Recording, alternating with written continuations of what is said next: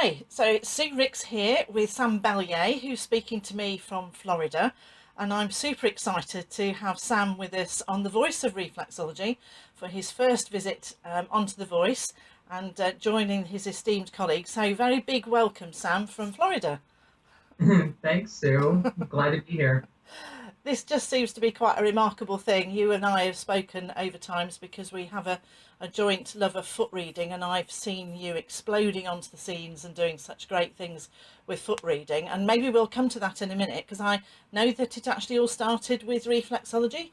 So can I start off just by asking that incredibly simple question of, why reflexology? What got you interested in it, and why do you love it so much? So, reflexology was something that I actually did not want to do. It was something that I thought didn't work and I didn't have a lot of kind of knowledge of. And so, when I took my first course, I had fully intended to not do reflexology and only needed my continuing ed for the year for my massage therapy license. So, what I instead found was the miracle that is the ability to manipulate every system of the body through the feet. I had a client who was struggling with terrible IBS and could not have regular massage because we could not lay her on her stomach. And so we did reflexology for the hour, and she called me the next week and she said, whatever you did, I want to do that every week, for the rest of my life.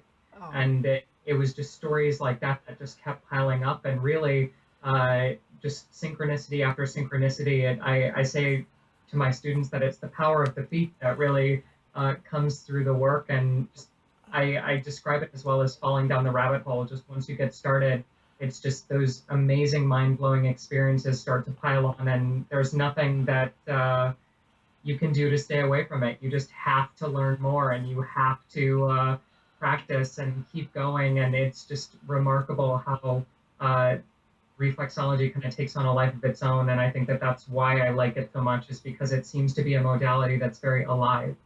I could not agree more. I think the energy that's actually around in reflexology at the moment is astonishing. I think it's absolutely brilliant to know that. I think that probably something is a little bit of a common theme, is that people end up by coming into reflexology by quite a circuitous route, but then it sort of literally grabs them by the feet. And people are launched into career they probably hadn't expected, and it sounds a little bit as if you hadn't anticipated that at all, but here you are.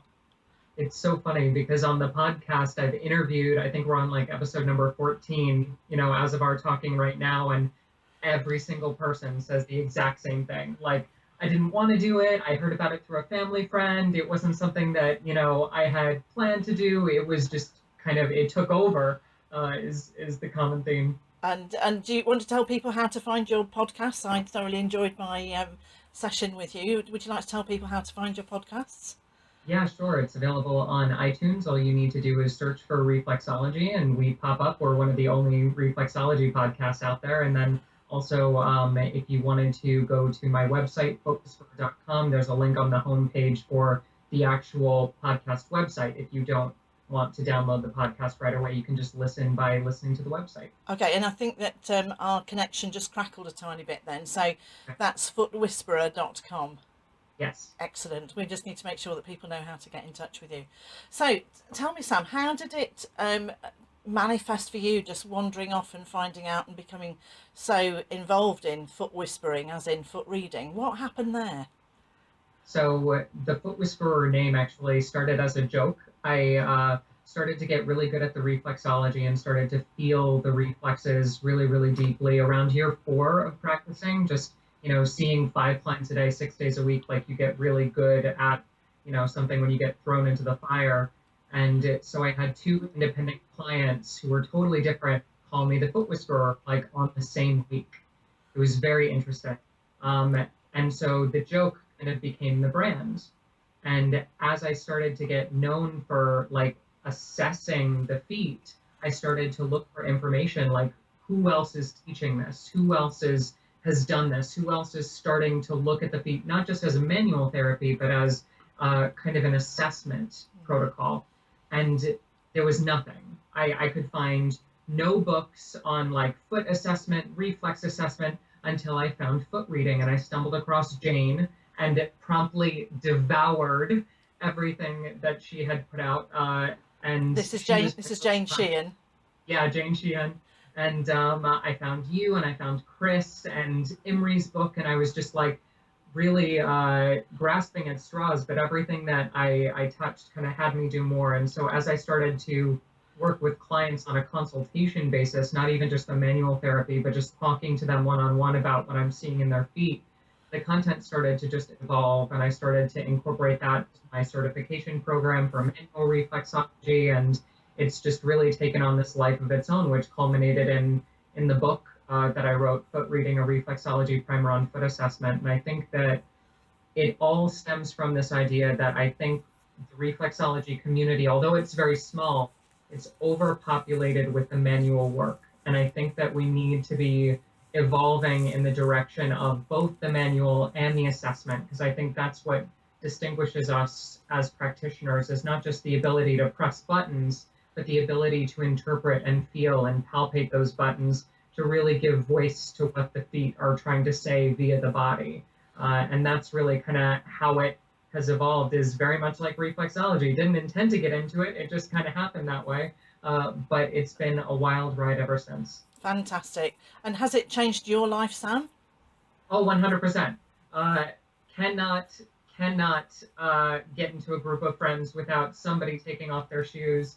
Cannot go into a public place without being teased by those same friends about looking down instead of up, and looking at people as they're walking. And it's very much like once you know, you can't unknow.